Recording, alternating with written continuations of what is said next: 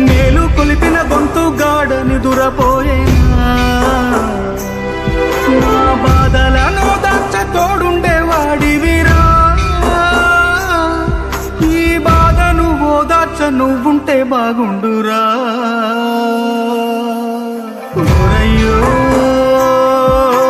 నాయ్యా ఓరయ్యో నాయ్యా